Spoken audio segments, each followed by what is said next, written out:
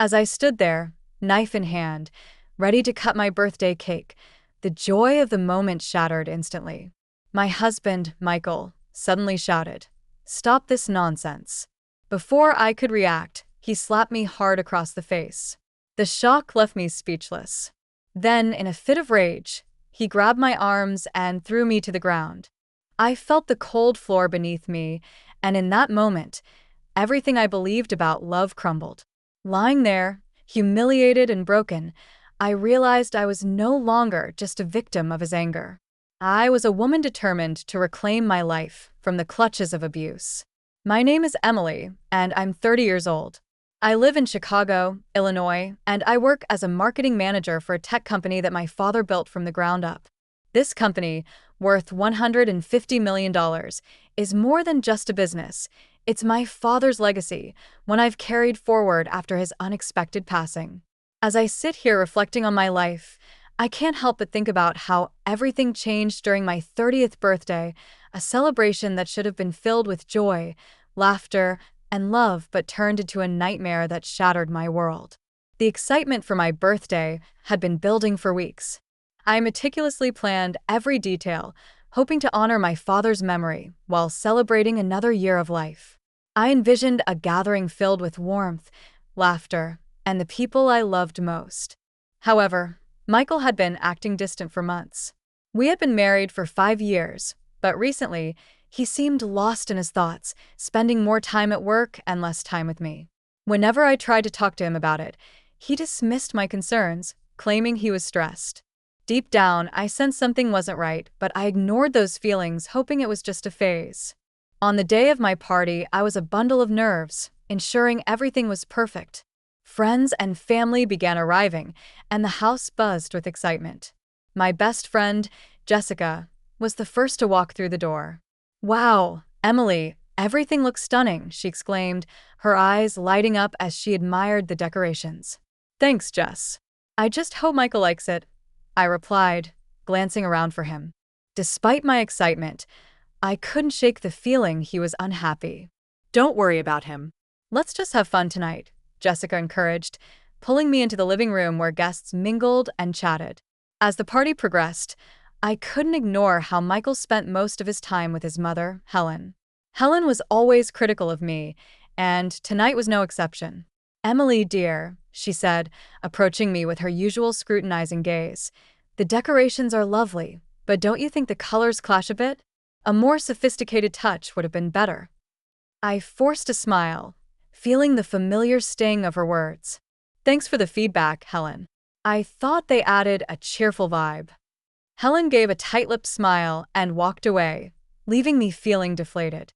I caught Michael laughing with his sister, Lisa, but he barely acknowledged me. The warmth and affection we once shared seemed like a distant memory. When it was finally time to cut the cake, I felt a surge of excitement.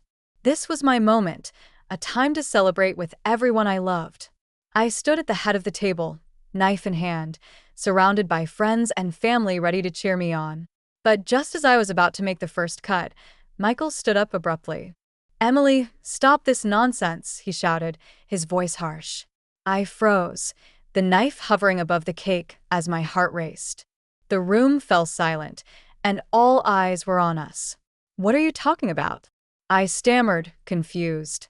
"You need to transfer the house and the company to my name," he demanded, his expression a mixture of anger and entitlement. "You don't need them. You've never understood their true value." My mind raced as I processed his words. What? "You can't be serious. This company is worth $150 million. It was my father's legacy." "Exactly," he shouted back. "And it's time you realized you have no idea how to run it. I'm doing this for us, so we can finally be free from the past." My heart sank as the reality of his demands settled in. He wasn't just trying to control my life. He was attempting to take everything my father had worked for. "I'm not transferring anything," I said firmly. "This is mine, and I will not let you take it from me." The tension in the room escalated, and before I could react, Michael slapped me hard across the face. The sound echoed in the stunned silence. I stumbled back, my hand flying to my cheek, feeling humiliated and betrayed. In a fit of rage, he grabbed me and threw me to the ground. My heart raced with fear and confusion as I felt the cold, hard floor beneath me. I could feel the eyes of our friends on me, their expressions filled with shock and horror. Helen, standing beside her son, merely nodded in approval, leaving me utterly devastated. "Get out of my life, Emily. I don't love you anymore. I'm going to marry someone who understands business," he yelled, his words cutting deeper than the slap itself. Tears streamed down my face as I fled upstairs, the walls closing in around me. I collapsed onto my bed, sobbing uncontrollably, unable to breathe from the weight of his betrayal. Moments later, there was a soft knock on the door. "Emily, it's me," Jessica said gently, opening the door and rushing to my side. "Oh my God, are you okay? I can't believe he did that." "I don't know what happened, Jess," I sobbed, feeling the crushing weight of everything. "I thought we were happy. I thought he loved me." "Listen to me, Emily, this isn't okay," she said firmly, pulling back to look me in the eyes. "You need to leave him. He's been controlling you for a long time now. This isn't just a one-time thing." As I processed her words, I began to realize I had been ignoring the signs for far too long.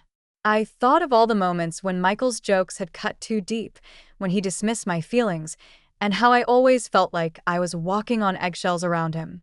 "I can't just leave," I whispered, shaking my head. "He's my husband. I love him."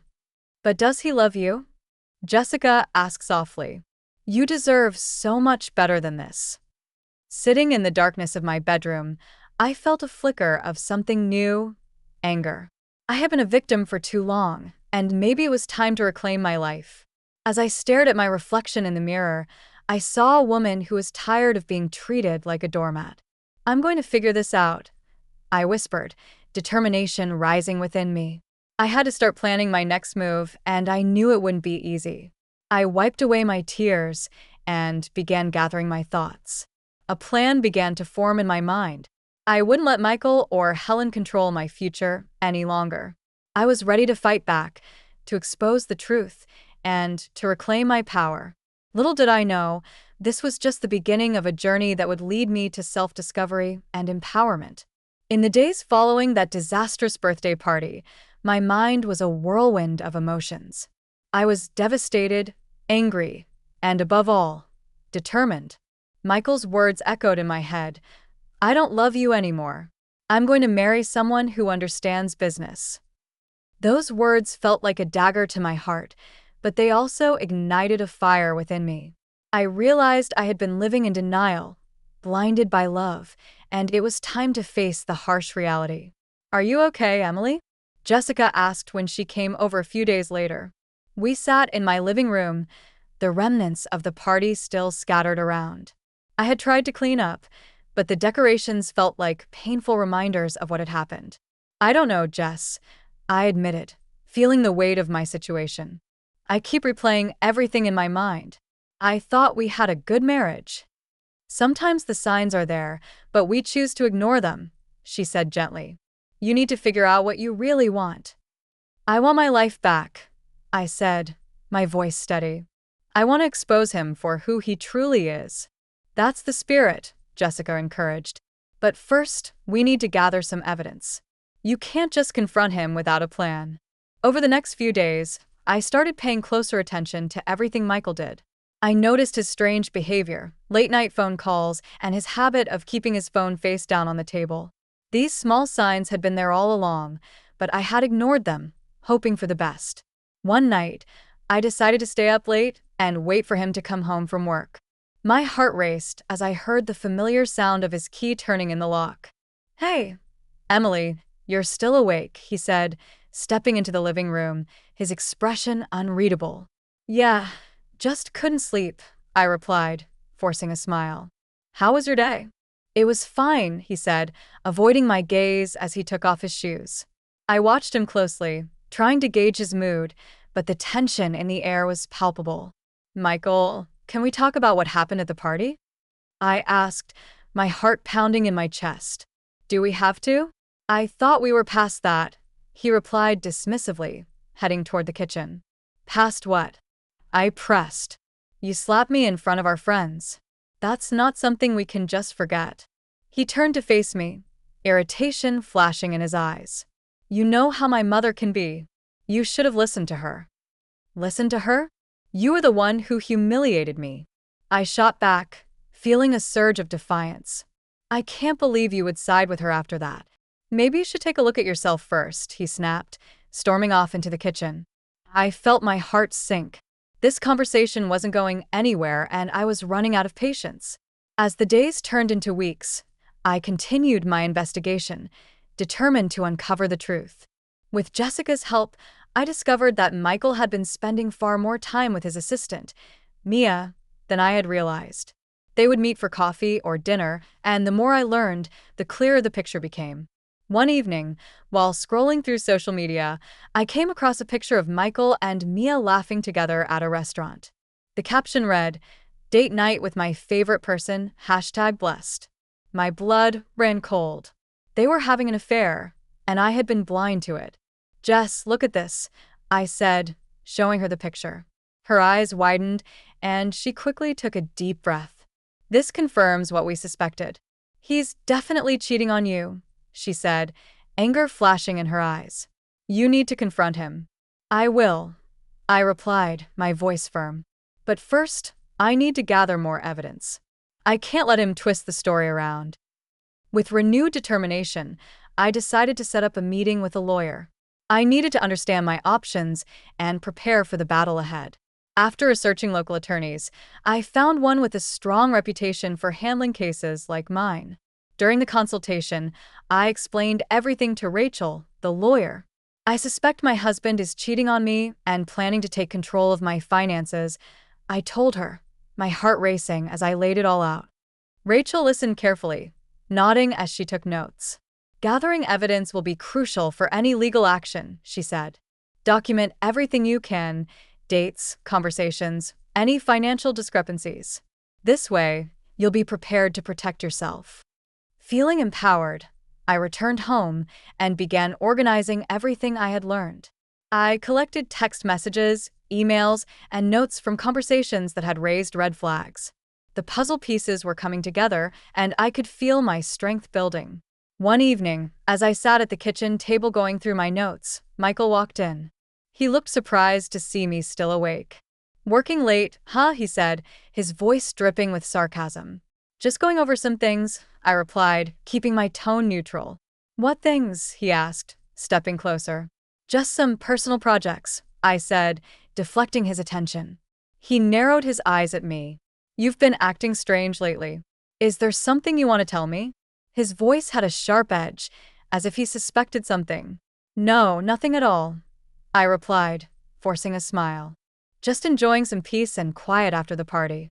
Michael didn't push the conversation further, but his eyes lingered on me, as if he was trying to read my mind. I stayed calm, but inside, I felt my nerves fraying. The tension between us had reached a boiling point, and it was only a matter of time before everything came crashing down. In the following days, I meticulously gathered more evidence of Michael's betrayal and deceit. I delved into our business accounts, and with Rachel's guidance, I uncovered a shocking truth. Michael had been diverting funds from my company into a separate account for months. The realization left me feeling sick to my stomach, but it also fueled my determination. This wasn't just about infidelity anymore. It was financial abuse, and I wasn't going to let him get away with it. The turning point came when I received a call from Rachel. Emily, we've gathered enough evidence to proceed with filing for divorce and exposing Michael's embezzlement. Are you ready for this? Yes, I replied, my voice steady and unwavering. I'm ready. With a plan in place, I decided to confront Michael in a controlled setting. I invited him to meet me at the house, telling him that we needed to talk things through. It would be the perfect moment to reveal everything I had discovered and put an end to his manipulative game. When Michael arrived, he seemed caught off guard to find me sitting at the dining table with a stack of documents laid out in front of me. His expression shifted from confusion to suspicion as he approached. What's all this? He asked, furrowing his brow. I wanted to show you something important, I said, my heart pounding. I've gathered evidence of your deceit and financial crimes. You can't hide from this anymore, Michael. His face paled. What are you talking about? He stammered, his eyes darting to the papers in front of me. I have proof of your affair with Mia, and I've uncovered the money you've been siphoning from my company into a separate account, I stated, watching as the color drained from his face. You thought I wouldn't find out, didn't you? He opened his mouth to protest, but I didn't give him the chance. You think you can manipulate me? You're in way over your head, and I won't let you control my life any longer. Michael's anger flared as he realized he had been caught. You don't know what you're talking about, Emily. This is all in your head. You're just being paranoid, he shouted, but the desperation was clear. Paranoid? I echoed, incredulous. I have proof, Michael. You've been stealing from me, and you've betrayed everything we once had. He lunged toward me, but I stood my ground. For the first time in a long time, I wasn't afraid. You won't intimidate me anymore, I said, my voice steady and full of conviction. At that moment, there was a knock at the door. It was Rachel, accompanied by a couple of police officers. Michael Thompson, you are under arrest for embezzlement and domestic abuse, one of the officers announced as they stepped inside. Michael's face turned white as he realized the trap I had set for him. You can't do this, he shouted, but it was too late. The officers moved swiftly, handcuffing him as I watched, feeling a sense of relief wash over me. For the first time, I was no longer the victim. I was reclaiming my life. As they took him away, I stood in disbelief. I had done it. I had stood up for myself, exposed the truth, and found my strength. The darkness that had overshadowed my life for so long was finally lifting. In the weeks that followed, I focused on rebuilding my life. I poured my energy into the company, determined to honor my father's memory and make the business even more successful.